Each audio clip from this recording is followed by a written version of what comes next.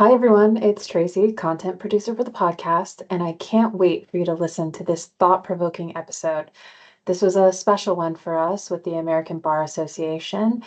This episode explores something that's on the minds of many trademark professionals right now: how our roles are evolving in an increasingly technology driven world. But this conversation isn't just about AI, it's about opportunity, adaptability, and the unique value that trademark administrators and IP professionals bring to the future of the legal profession. We were joined by Megan Carpenter, a recognized leader in legal education, innovation, and intellectual property, who offers a fresh perspective on how the legal profession is changing and why this moment presents incredible opportunities for those willing to embrace it. You'll hear why critical thinking, curiosity, and strong relationships may be more important than ever in the age of AI, why trademark professionals are uniquely positioned to help shape technology adoption, and how personal branding isn't about self promotion. It's about building a reputation for impact over time. Most importantly, this episode is a reminder that there isn't just one path to success. As our profession continues to evolve, there is more room than ever to create a career that reflects your strengths, interests, and the impact you want to make. So let's dive in. Welcome to the TMA Talk Show. The TMA Talk Show will take you into the heart of the TMA community, highlighting the trademark administrators as a force to be reckoned with within the intellectual property landscape. Hosted by yours truly, Emily Quackenbush, along with several surprise guest hosts, the TMA Talk Show will focus on the IP community, collaboration, and the unique contributions of each episode's special guests. This is the TMA Talk Show. Because while the rest of the world is busy building, marketing, and launching, the trademark administrator is quietly, or not so quietly, making sure you still own the name you're so proud of. Oh, and hey, of course, this goes without saying, but All Legal is a legal tech company and not a law firm. Nothing here in this episode should be considered legal advice, and this presentation expressed the views of our speakers and not necessarily those of Alt Legal, the TMAE, or the views of the hosts. Today, we are talking about the future of the legal profession, from shifting roles to technology to developing your own personal brand. We are very delighted to have Megan Carpenter. Megan is widely recognized for her work at the intersection of intellectual property, technology, innovation, and legal education. She advises organizations around the world on innovation strategy, has delivered more than 150 presentations across 6 continents, and serves in leadership roles with several initiatives focused on AI, innovation, and the future of legal practice. Throughout her career, Megan has focused on helping organizations turn new ideas into real-world impact. She founded the Center of Law and Intellectual Property at Texas A&M School of Law and has worked with universities, businesses, governments, and nonprofit organizations around the world. Her work has earned national recognition, including being named one of the most influential people in legal education by National Jurist. Megan, it is such an honor to have you with us today. Thank you for being here. Thank you so much for inviting me. I'm really excited for this conversation. So are we. So we're going to get started with a few quick fire questions so everybody can get to know you just a little better. So what is one word that describes the legal profession today? Liminal. And I know, but Dean cannot help herself by using an SAT word, but it's the right word. I think we're generally in just absolutely at the center of this kind of in between the profession as it was and whatever it's becoming, with all of the kind of awkwardness and unease, a hint of nostalgia, perhaps a little bit of nerviness, and a lot of possibility. And I think the interesting thing about liminal spaces is that the people who thrive in them are people who are, not sort of waiting for the transition to be over, but The ones who really see this open space and have the opportunity to build things in the pause. Ooh, building, especially for a trademark administrator, I'd say. Wouldn't you agree? Yeah, absolutely. There's Yeah. it's a we're really in a transition between not just thinking about kind of the way law is practiced, but the way that we are structuring the practice of law. And so there is so much there that I think is shifting, and there's real opportunity. Absolutely. And what is the most underrated leadership trait? Okay, my first instinct is deprecating humor, but I think I'll say something different, which I I think intellectual honesty is important, especially about what you don't know. I mean, we tend to celebrate people who project this air of certainty, but we're all just figuring it out, especially right now. And I think some of the best leaders I've worked with are ones who say, I don't know, but I know how to find out. Or, I was wrong, and this is how I'm thinking about things differently. And I think that kind of honesty and curiosity builds trust, then much more trust than a perfect track record would, because nobody has a perfect track record. And so I think that's really valuable right now. Yeah, absolutely. That's right. And what is one skill every legal professional should develop right now?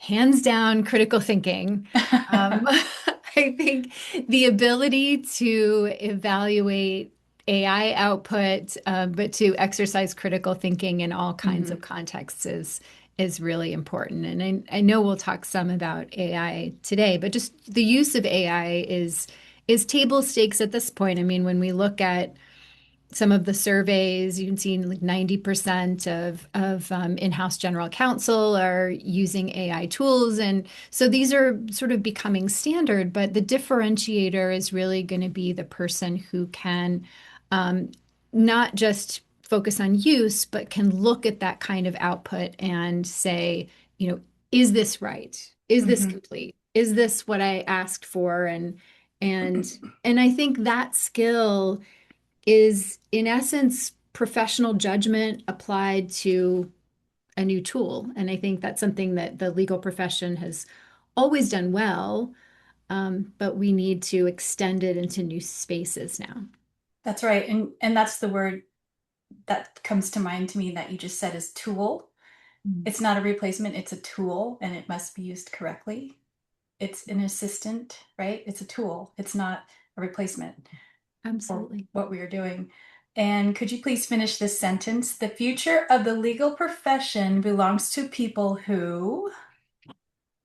Are curious enough to keep learning and care enough to develop strong relationships. Mhm. And I'll do three C's. Comfortable enough with change. Ah, okay. Yeah. If you're not comfortable with change, you're going to be left behind. Yeah, absolutely. That kind of resiliency and grit, I think, through the ability to stay steady, like, and kind of let that sort of flow like water, I think is more and more important, especially, I mean, in the practice of law and also in the IP and technology space. That's right, because the truth of the matter is the workforce is changing, and if you don't change with it, you will be left behind. So, Yes. Yeah. and can you tell me, we're going to shift gears a little bit here. So you've spent your Okay. career at the intersection of law, technology, innovation, and education. When you look at the legal profession today, what's changed the most since you've started? Hmm. This is going to date me, but I remember when I first started practicing, I was working at K&L Gates. It was K&L at the time. And some of the trademark infringement cases that were coming out, in a likelihood of confusion analysis, you look at kind of channels of trade. And I remember that some of the opinions would say things like, Well, both businesses are advertising on the internet. So that is a very similar channel of trade. So which sort of tells you how much things have changed now that most of our commerce really seems to be happening online, generally speaking. But I think one of the biggest changes I've seen in the practice of law is that the boundaries of the legal profession are finally blurring. And honestly, I think it's long overdue. For most of legal history, the history of the legal profession, we've had kind of lawyer and paralegal. And when we're thinking about legal work, you had very narrow categories. But what we're seeing now is that the work is finally, in very positive ways, I think, being disaggregated. So, technology can handle routine. There are specialists, trademark administrators, IP professionals that are taking on work that used to live exclusively with attorneys. And clients are pushing hard for efficiency, for transparency, for different kinds of value in ways that really maybe weren't there before. So when I started, we were really just mostly talking about the billable hour, but now we're talking about process and technology and outcomes and specialization, access to justice. And I think this has helped to unbundle the legal profession and change that frame in certain ways. And I think that's a very good thing, even if it's uncomfortable for people who kind of liked the old frame just as it was. Right. And I also think that we're all changing together. We're working smarter, but the clients are getting smarter along with us. So Yeah. it's almost like we're working smarter together and collaborating together. The clients are seeing different work frames, workflows, and so are we, being the council, the workforce along together. So it's interesting. It's happening in alignment, if that makes Mhm. sense. I Um, think, do you feel like you've seen that kind of push and pull or collaboration sort of change your workflow over time? Absolutely. And they're dialing in, if that makes sense. There's more visibility into both sides, shared Mhm. documents, dialing into docketing systems. Whereas before, council would provide to you as opposed to seeing real time with each other, Mhm. live documents and what have you. So just little things like that is a change. Mhm. You didn't see that before. It's been different in a good way. It's Mhm. more efficient. So if you wanted to go the AI route, it's always been there, Mhm. if you think about it, and now it's just more visible, if that Mhm. makes sense, to be very vague. Um, Mhm. and in preparing for this show and speaking with you, um, the legal profession is becoming more specialized. Talk about, dialing into each other. What are you seeing there? This is one of the most interesting structural shifts I've watched happen in real time. And in for most of legal education's history, law school graduated generalists. I mean, you get a JD and then you're licensed to practice in any area of law, or maybe uniquely unqualified to practice in any particular area of law. And I think that the assumption was for many years that the specialization was going to happen on the job. But law firms and companies and the judicial enterprise that are hiring our graduates very rightly are expecting us to train students to not just think like lawyers, but also to practice law. Um, I those students who when I graduated would decide to hang a shingle and just practice general law, that concept was absolutely terrifying to me, because I think the law firm that I worked for probably knew it was going to lose money on me for the first few years as they trained me up. Um, but what we're seeing now is that the expectation is that students will graduate and should have some working knowledge of the area that they want to practice in. And furthermore, when it comes to IP and technology, the knowledge half-life is incredibly short. What you learn, at one point might be irrelevant or sort of superseded within 3 years. For students that graduated this May, I had the pleasure and the privilege of teaching them the first IP class they taught when they entered law school. And then I taught many of them a class right before they graduated on IP and tech policy. And it was something that students commented on to say, wow, we were covering some of these issues and forecasting them, 3 years ago. And now we have seen so much develop in the amount of time that Wow. that we've been in school. And clients need lawyers who can go deep, who aren't just broad. So I think that we're Hmm. seeing the legal profession adapting slowly towards something that may look more like health professions, medicine, where you have deep specialists and then you also have kind of a whole ecosystem of highly skilled professionals who aren't physicians but are genuinely sophisticated and doing interesting work. And the hybrid JD at UNH Franklin Pierce that we launched was built on really the premise that we're talking about, that somebody Hmm. can and should be entering the profession with, deep specific expertise in IP and technology rather than a sort of generalized credential, and that's going to serve the market better and it's also going to serve clients better. Right, right. So, do you think in that realm, as an example, the legal profession is headed in a similar direction then? Yes, I Okay. think So, so. Towards more specialization, you mean? right. Yeah, Exactly. yeah, absolutely. Absolutely. Yeah, I Mm. agree. I agree. And many of the people watching today are trademark administrators, paralegals, IP professionals. What role do you see them playing in that evolution, in that same aspect? A central one, Hmm. genuinely. I mean, here's what I observe in a lot of organizations, the people who are, actually understanding how the work gets done, the workflows, the deadlines, the friction points, the places where things even fall apart aren't going to be the partners, but those are the trademark administrators often. Right. They're the people who are living in the process, every single day. And that's an enormous source of institutional knowledge and Right. strategic value Hmm. that we see.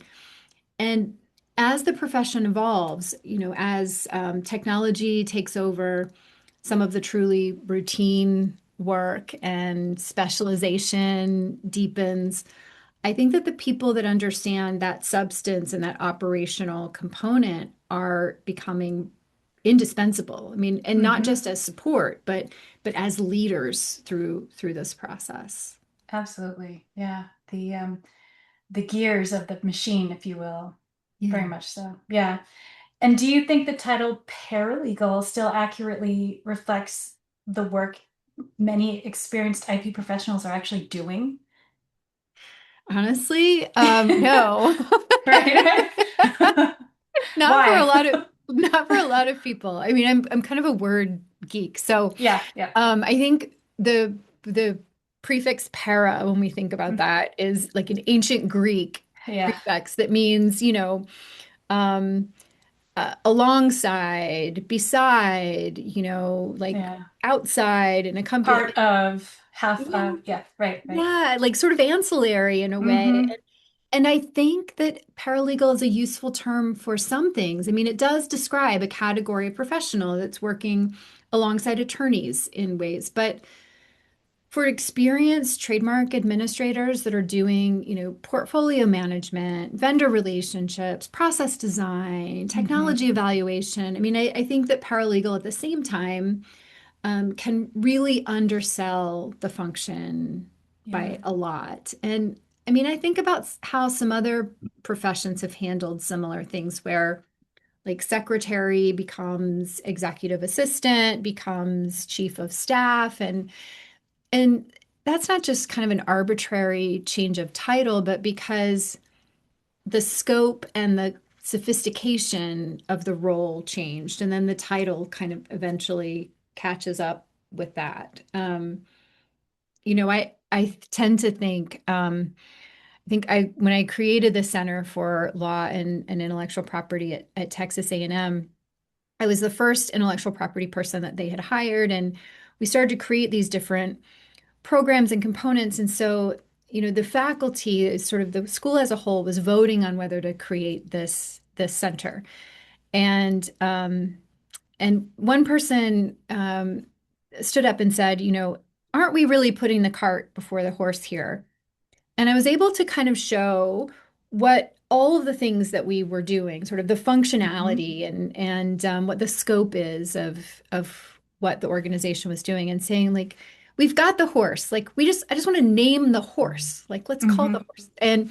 And so I think that's, the legal profession is due for a similar reckoning when somebody's managing a global trademark portfolio, evaluating AI tools for the practice group, training junior staff. I mean, I think that there are a lot of roles that don't live comfortably under the paralegal moniker.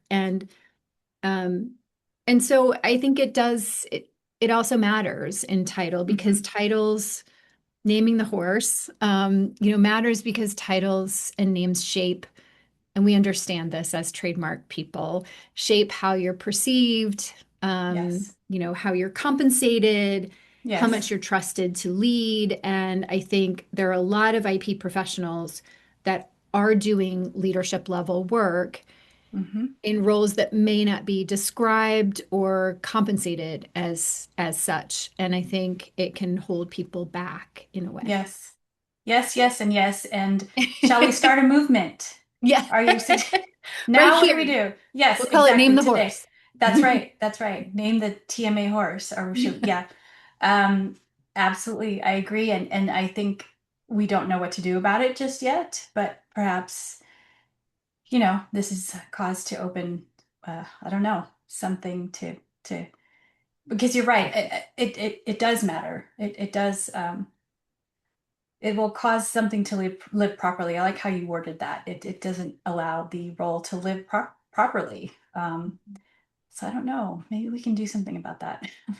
Yeah, and I do think that we're seeing in, the legal profession has been slow to change Mm, in hmm. all kinds of ways. But I do think that we're starting to see, even in law firms that traditionally have had a very defined structure Yes. and way of operation, including sort of ways that departments within law firms that haven't been, run by the billable hour, considered, cost centers.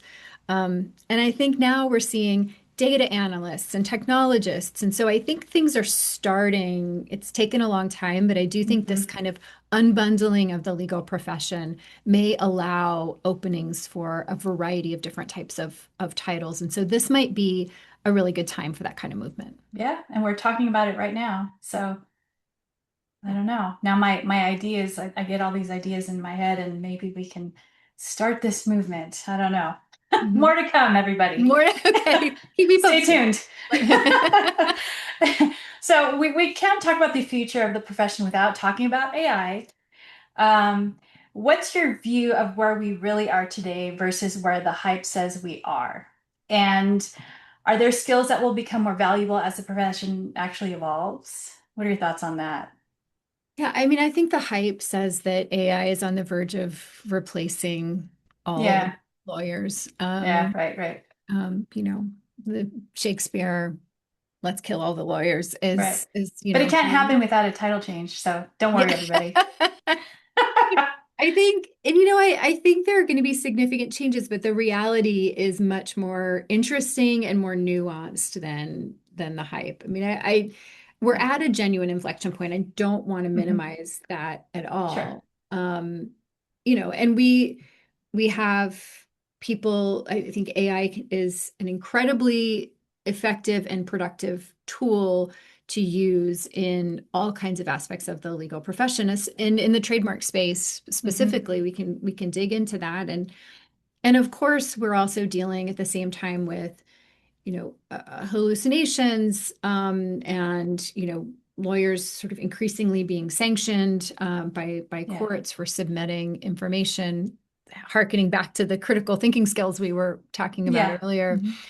But I think, in a world where we're going to have access to this kind of endless information, we're at this moment where AI can do a lot, but the professional judgment to know Yeah. how to use it, when to use it, what it's getting right, where it's going off the rails, all of that is the kind of judgment that the legal profession has relied on for hundreds of years and is very Hmm. much a human job. And so I think that skill set becomes more and more valuable over time. And the skills that are going to matter and that we can continually focus on are, involve critical evaluation, framing Right. of problems, human judgment, Hmm. relationship management. I think, relationships with people will become more important than ever.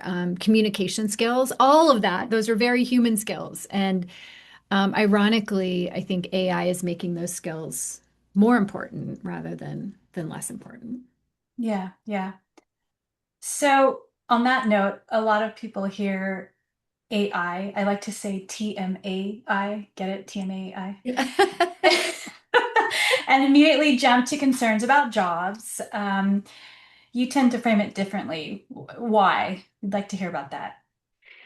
Sure. Every time a major new technology is introduced and we've experienced a technological shift, I think, whether it's legal research databases, e-discovery software, um, the prediction is that it's going to eliminate jobs. And I think in each case, what actually happens is that it has changed which jobs existed and the skills that are required. So it can raise the floor of what professionals need to know, but Hmm. also then has an impact of creating entirely new categories of valuable work. Hmm. And so, Hmm. and I don't mean to be dismissive of the anxiety. I think the anxiety No, is real. absolutely. Right. And there are some specific tasks that genuinely will be automated. But I think a more useful frame is, what does this free people up to do? I mean, if AI is handling the first pass review of 50,000 documents, what can you do with that expertise and the time that that creates? So for trademark administrators, um, specifically, I think AI creates an opening. So Hmm. routine clearance searches, renewal deadline tracking, correspondence. If all that is handled in a more efficient way, what's left is then work that requires, human expertise. And how do you position yourself to lead that work, That's right. is an exciting opportunity. Yeah. Yeah. So let's see. If you're a trademark administrator sitting in a law firm like myself or a legal department, why are you uniquely positioned to help evaluate and implement AI tools? This is where your voice absolutely needs Yes. to be Yes. heard, because This is fun. you know what actually happens. I mean, not the official version of the workflow on the org chart or the spreadsheet, but you Right. know what actually happens. So That's right. here's what I've seen in organizations. Attorneys are often the people who are going to spec out technology or Hmm. make purchasing decisions, but they may be doing that when they're not the ones who use it the most, or Right. importantly, kind of understand those friction points best. But trademark administrators are in the work, every day. You know where the bottlenecks are. That's You right. know what kind of errors keep showing up. You Hmm. know what junior staff struggle with, and what takes like twice as long as it should. And I think that's invaluable for AI implementation. Yeah. So, a demo can fall apart in practice because it doesn't match, what the work, Hmm. the way it actually flows. So I would encourage TMAs to make the case to really be at the Mhm. table when those That's conversations right. are happening, not Yeah. as the end user who gets consulted, after the decision's made, but the firms and the departments that get this part right are going to have TMAs who are helping to drive those Yes. decisions, not just kind of execute on those decisions. Yes. And if I may, suggest a focus group within Mm. your groups, within your law firms, within your legal departments, within your IP legal groups, and get in early because ultimately you're going to be the one using those tools. Mhm. And I agree, not don't be the end user, be there from Mhm. the start. Suggest a focus group, get involved because you're right, you're going to be the one using them, and you don't want to backtrack and have to correct something and go backwards. That would be a complete waste of time.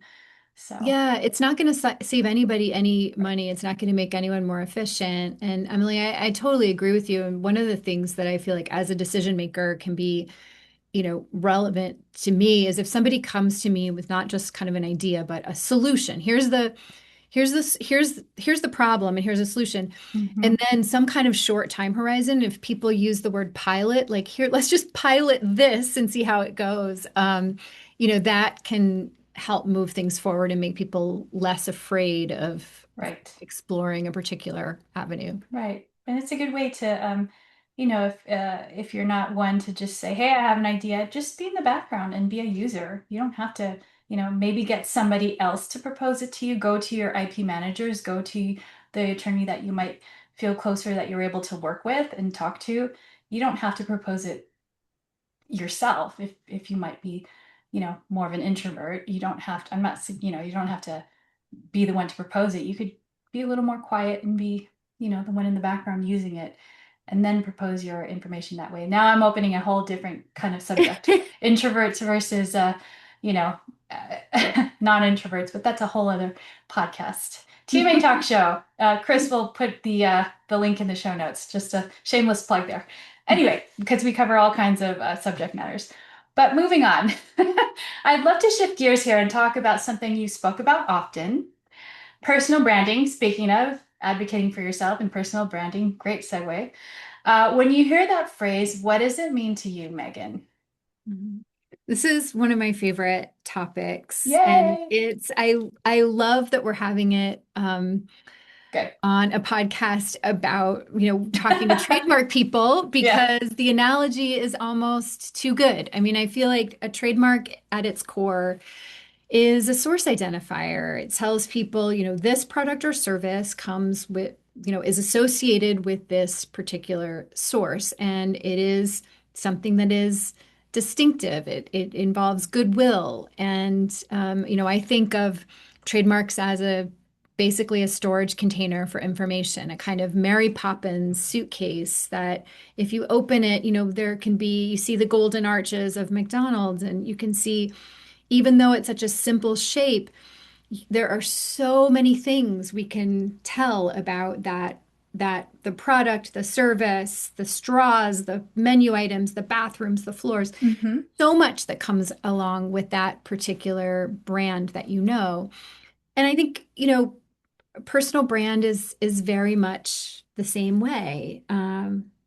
Seth Godin has a quote about branding that I like, that it's a set of expectations, memories, stories, and relationships that all together make a consumer's decision to choose one product or service over another. And so, and I think personal branding works exactly the same way. It's something that is accumulated over time. It's the answer to when people think of you, what do they think of? What are the experiences that they've had with you? And that's something that, you know, supersedes job title or, Right.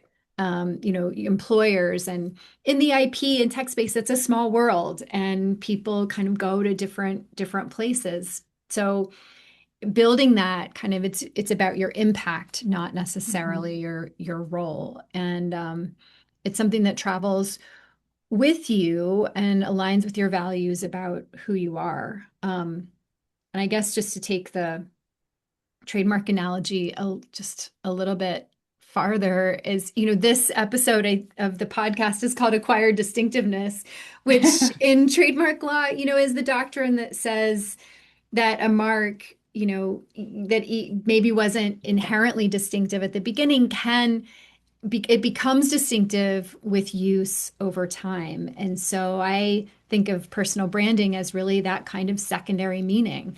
Um, Yeah. the secondary meaning that you have when the public comes to associate a mark with a specific source, that's a career arc, and you build it Hmm. through, consistent, authentic work. Isn't that so cool? It's It is just, so cool. I know, that's so neat. And a lot of people actually think of personal branding meaning self-promotion. How do you distinguish between the two? Yes. I think especially for people who are doing good work, Hmm. the self-promotion feels just a little nauseating because Hmm.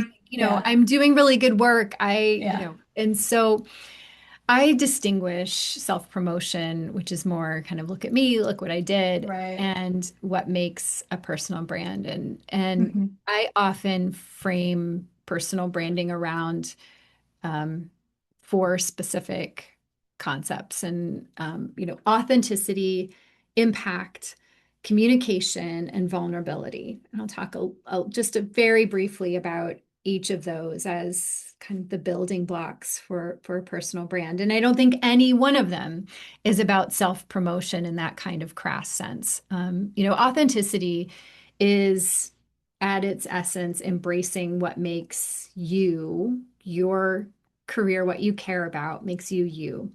And I think people are often tempted to put on an idealized version of themselves and wear a mask. But I think the most resonant brands, personal or commercial, are the same ones that dig deep into what's genuinely there. I mean, think about how Dove went from being, I hope I'm not offending anyone that works for Dove by saying this. It was like a sort of boring soap company to a brand that is authentically sort of championing women's confidence. Right. They Hmm. didn't manufacture that. They found something real and then built around that. And I think you can do the same thing in personal branding. Um, Impact, the second, is thinking about the difference you want to make, not just what you do, but why it matters. From a trademark standpoint, let's think about Patagonia. There was a well-known ad in I think 2011 that was "Don't buy this jacket," and it was essentially talking about sort of avoiding consumerism and hoping that that their clothes would last kind of throughout a person's lifetime. And so thinking about the impact, I think, can resonate with others.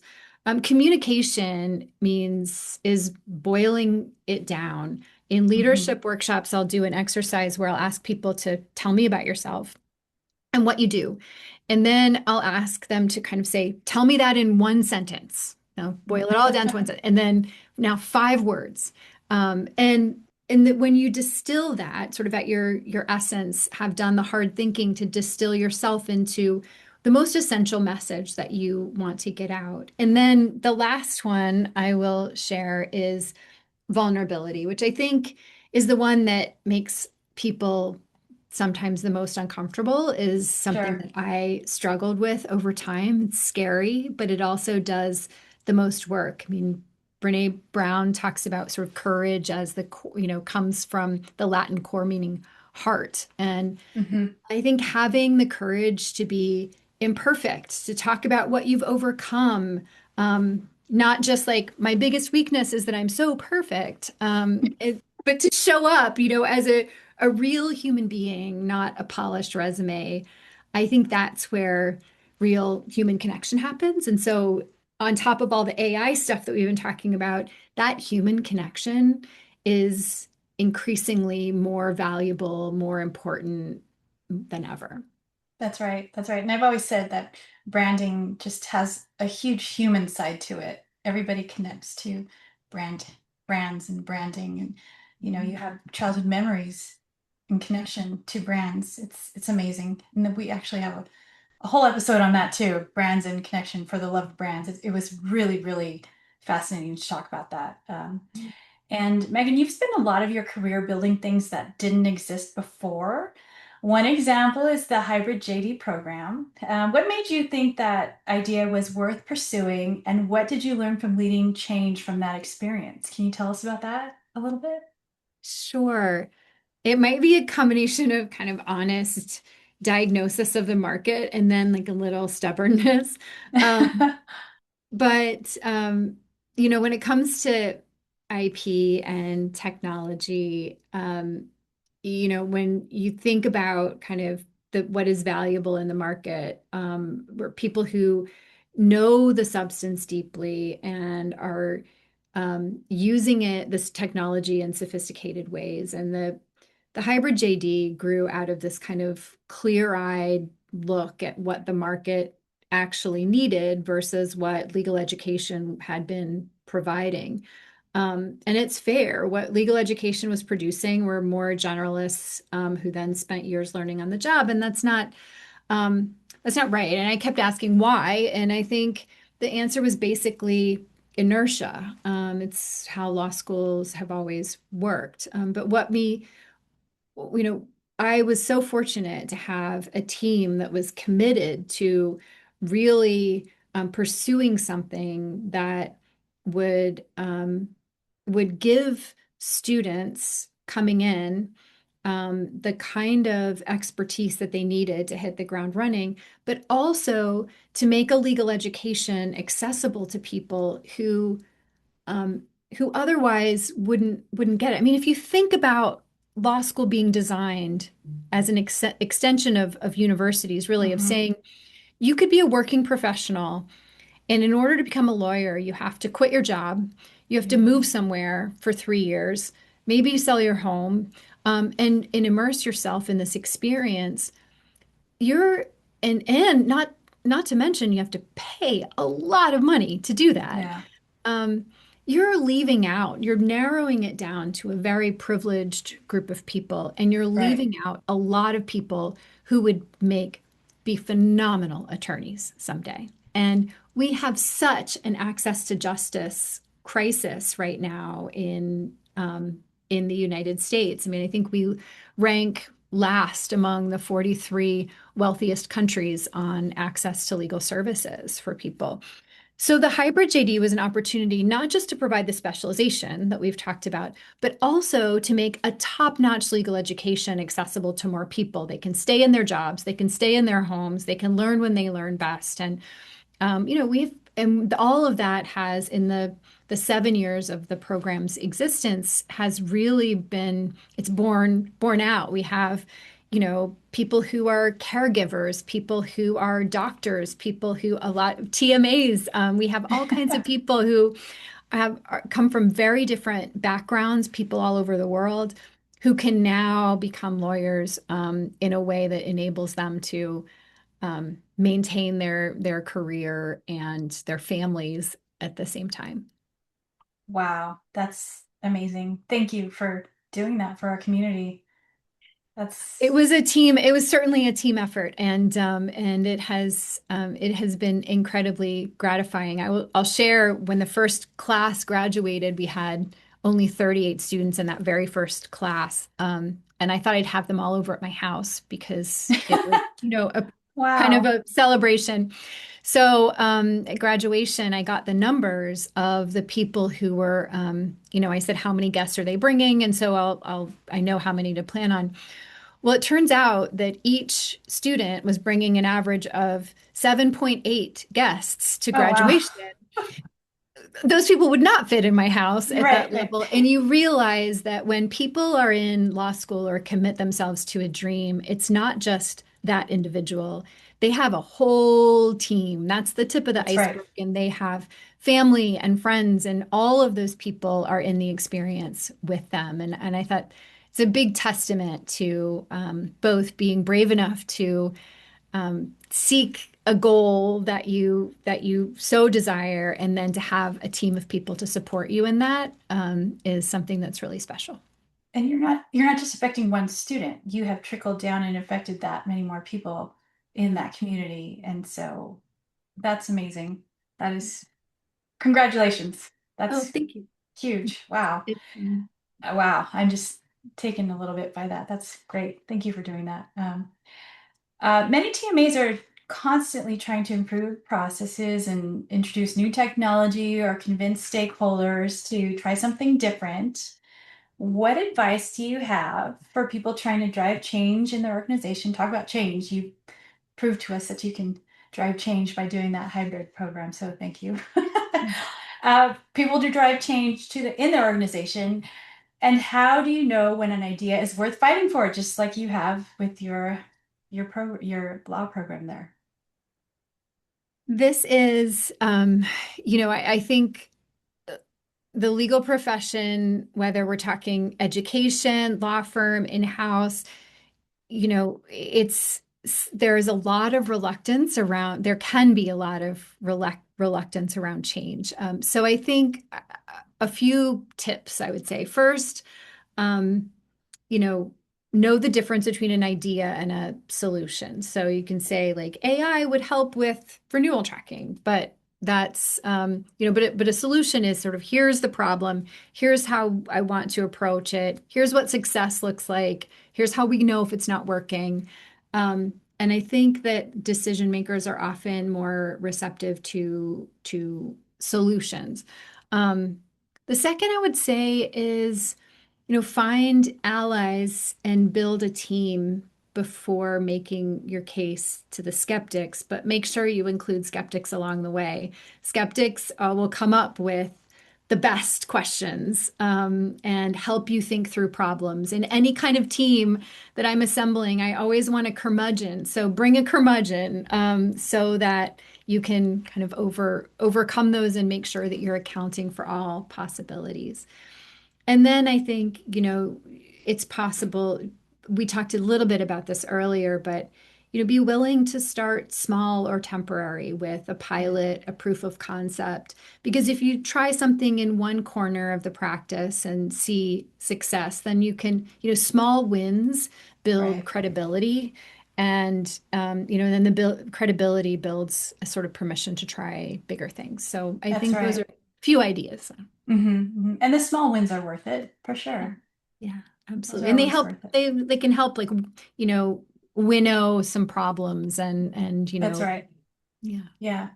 And they do show accountability. You can take accountability for the small wins that you have, and they speak for themselves a lot of times. Yeah, Absolutely. absolutely. And finally, what's one piece of advice you'd give someone who wants to build a career that is uniquely their own rather than following a path someone else created for them? This is great. I'm gonna say go for it. Yeah, right. But I to connect back to some of the things that we were talking about earlier, I would say, pack your own suitcase, be your own Mary Poppins. I use this image a lot and think about if your career, your trademark, your brand is in a suitcase, think about what goes in that for the journey. And you don't have to pack it perfectly, you don't have to be all knowing, and you don't have to have it all figured out. But be really honest with yourself about, what you care about, what you're good at. Separate what looks impressive on paper or what people around you are doing or what the natural next step is. Um, a lot of people, I think, are tempted to build careers, especially in the legal field, by following a certain template of this is the next step, and then you do this, and then you do that. Whatever looks like success in their immediate environment. One of my very closest friends is a lawyer who says she never should have 20 years in, she said she never should have gone to law school. She did it because it was sort of expected of her. And so she did very well, but then sort of and now she's studying to be a death doula, which is an incredible, like really what she's drawn to. And I think, you have to think about, you don't want to arrive somewhere that looks successful from the outside, but Mhm. feels kind of misaligned on the inside. And that's where I think when we talk about kind of the personal branding and similar to a trademark is just building your career around authenticity and impact. What's genuinely true about you? What difference do you want to make? And be willing to communicate that clearly and be vulnerable about it, and always reach out for mentorship or help. There should be people in your life that you are having these conversations with. And if you don't, then reach out to me. I'll have those conversations anytime. Um, but I think in trademark terms, you're not trying to be a generic descriptor of successful lawyer or experienced trademark administrator. Distinctiveness for each person should be acquired, through use, through over time. And through that, I think we all develop a very rich kind of secondary meaning. That's right. And it takes time to figure it out as well. I mean, look at how much time it's taken the role of IP administrator or paralegal, trademark administrator to evolve from when we started doing this to today, how much it's changed. Portfolio manager, brand management, what have you. It's very different from Mhm. 20 years ago. So the career path and the distinction has just changed along the way. It's so different now from when someone 5 years ago might have asked, how do I get to do what you're doing now? We couldn't have answered the same way 5 years ago. There's no way. You raise such a good point. I mean, I think that a lot of the change and transition that we've been talking about leaves room for people to carve that kind of unique path where we don't, we where we there are a lot of horses that we have not named That's yet. right. There's an opportunity to say, like, this is my horse that I want to ride, and this is going to be the name. And I think in that ambiguity is incredible opportunity to carve a unique path. That's right. And a lot of these careers were self-made. Mhm. There were they were not set out specifically in any way. They were evolved and made, self-made. Mhm. And a lot of the TMAs have created their titles, if you will. If you Mhm. want to, they've named themselves, let's say. They've Yeah. named their own horses. I love Uh, it. thank you so much, Megan, for being with us today. This was fantastic. Emily, thank you so much for having me, and thanks to the whole team for all the work that you did to put into this podcast and the great service that you provide in addition to your full-time jobs otherwise. It's such a great service to the community, and I know we all benefit from it. Thank you. I wanted to make one final point, actually. I was looking at my notes, and Megan, you were the first woman dean from 2017 to 2025 at the University of New Hampshire Franklin Pierce School of Law. So that I just want to throw that out there, everybody. So congratulations. That's amazing. I always like to give those special recognitions out. That's what the TMA Talk Show is all about. So thank you again, Megan, and thank you everybody for joining us today. This has been great. Thanks so much. Join us next time for the new administration. In this episode, we will explore how the trademark professional's role is shifting from traditional administration into high-level business strategy. We'll hear from special guest Kane Ridley, who will give us a glimpse into his 20-year journey from records clerk to now director of UK and EU for Alt Legal. And this is a perfect example of how IP professionals can become essential business drivers in addition to, or rather than, administrative support. We'll chat about how he leverages the intersection of people, processes, and technology to shape modern IP operations and discuss his ongoing leadership work with the various organizations to elevate the TMA profession globally. It's going to be a great chat. Don't miss it. The TMA Talk Show is a production of Alt Legal and the Trademark Administrators Exchange. And before we go, a big thanks to our amazing team. Content producer, Tracy Cook. Chief editor, Jernez Owens. Editorial producer, Bree Van Thiel. Social media manager, Sam Hands. and original music by Sunny St. John. This was made by TMAs for TMAs. Until next time, stay inspired, stay curious, and always keep transforming your tomorrow.